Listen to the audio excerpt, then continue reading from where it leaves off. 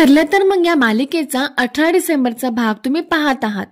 तर प्रेक्षकांनो, आजच्या भागात आपल्याला पाहायला मिळणार आहे की अर्जुन आणि सायली हे एकमेकांवरती किती जीवापाड प्रेम करतात. तर सुरुवातीला अर्जुन हा रूम मध्ये रडत बसलेला असतो, तेव्हा तिथं चैतन्य येतो. अर्जुन त्याला रडतच म्हणतो, हे काय होऊन बसलं चैतन्य, आज आमच्या कॉन्ट्रॅक्ट मॅरेजचा शेवटचा दिवस होता, माझ्या लाईफ मधला बेस्ट डे होता आणि तो असा वर्स्ट डे झाला. चैतन्य त्याला म्हणतो, तू शांत हो आधी, हे बघ झालं ते झालं, पण आता कल्पना मावशींना सांभाळणं अवघड जाणार आहे.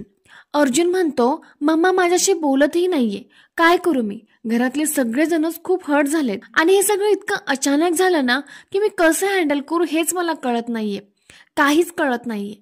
चैतन्य म्हणतो, अर्जुन मला वाटतं या सर्वांमध्ये चूक तुझीच आहे, तू सायली वहिनीला आधीच प्रपोज करायला हवा होता, ते झालं असतं ना तर आज तुम्ही दोघं एकत्र राहू शकला असता. अर्जुन म्हणतो, आज तरी मी कुठे त्यांना काय बोलू शकलो. इकडे सायली सुद्धा कुसुमताईंना त्याबद्दलच सांगत असते.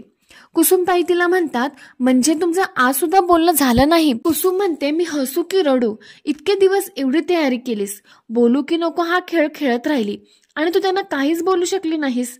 इकडे अर्जुन चैतन्याला म्हणतो, आजच मी त्यांना सांगणार होतो आय लव्ह यू, पण तेवढ्यातच मम्माचा फोन आला आणि मी लगेचच निघालो. आता हे ऐकल्यावरती चैतन्य खूप चिडतो. तो म्हणतो, अर्जुन तू आजही सायली वहिनींना प्रपोज केलं नाहीस. अर्जुन नाही म्हणत मान हलवतो. चैतन्य खूप शॉक होतो. तो म्हणतो, अरे फोन वाजत होता तर वाजू द्यायचा ना, तुम्ही तसंच कॅफेमधून निघून आलात. अर्जुन तुझा टायमिंग इतकं कसं चुकू शकतो. नंतर इकडे महिपतच्या घरी साक्षी, महिपत, नागराज आणि प्रिया हे एकत्र आलेले असतात. चौघेही खूप खुश असतात. महिपत तर नाचायला लागतो आणि म्हणत असतो की नाचा, त्याचा मस्त डान्स सुरू असतो.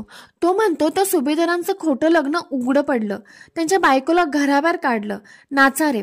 साक्षी म्हणते, अण्णा काय चाललंय, काय अहो, त्या अर्जुन सायलीच्या लव्ह स्टोरीमध्ये इतका कधी इंटरेस्ट घेतला नाही, त्यांचा ब्रेकअप झालाय तर इतके खुश आहात. महिपत म्हणतो, तो वकील वाघासारखा तुझ्या मागे लागला होता, आता फक्त स्वतःच्या बायकोमध्येच जाणार, तो आश्रमाच्या कुठल्याच केसमध्ये आता तो लक्ष घालणार नाही, जे काय झालं ते फक्त आपल्या फायद्यातच झालं.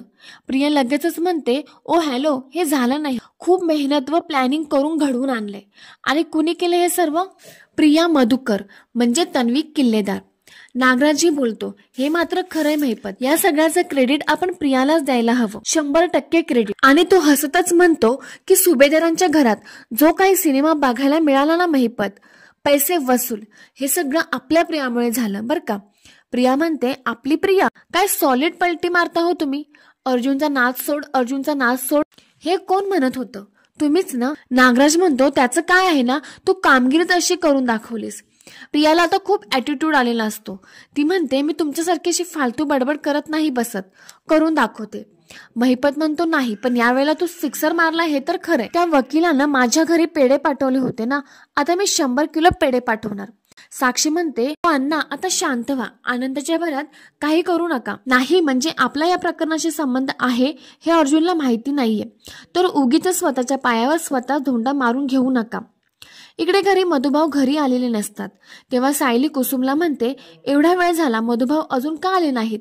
कुसुम म्हणते, तुला माहितीये ना ते अस्वस्थ झाल्यावर कुठे जातात, तुलाही तीच सवय आहे की, येतील ते. सायली म्हणते, ते मंदिरात गेले असतील तरी सुद्धा एवढा उशीर झालाय. कुसुम म्हणते, त्यांना जरा शांत बसायचं असेल, तू काळजी करू नकोस, येतील ते, थोडा वेळ वाट बघू, नाहीतर मी जाऊन घेऊन येते त्यांना. इकडे घरी चैतन्य अर्जुनला म्हणतो, अर्जुन तुझी इतकी वाईट अवस्था झाली आहे, तिकडे सायली बहिणींचं काय झालं असेल रे, तिला तर तिच्या स्वतःच्या घरातून हाताला धरून बाहेर काढलं. चैतन्य अर्जुनला म्हणतो, तू त्यांना फोन तर करूच शकतोस ना, कल्पना मावशीने सायलीला या घरात यायला बंदी केलीये, पण तुझ्याशी बोलायला नाही. अर्जुन म्हणतो, जे काही घडलंय त्यानंतर माझी मिसेस सायलीशी बोलायची हिंमतच नाही होणार, जे काही झालं ते मी नवरा म्हणून थांबू शकलो नाही.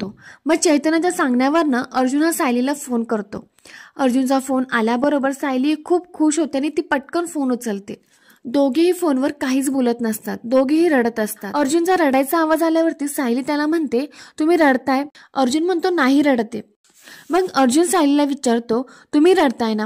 सायली म्हणते, अजिबात नाही. अर्जुन हसत म्हणतो, तुम्हाला माहिती मिसेस सायली, तुम्हाला खोटं बोलता येत नाही. अर्जुन आणि सायली हे दोघे फोनवरती आपलं मन मोकळं करतात. तर प्रेक्षकांनो हा भाग इथेच संपतो. त्या सिरियलची अशीच पुढची अपडेट बघण्यासाठी या व्हिडिओला लाईक आणि चॅनलला सबस्क्राईब नक्की करा.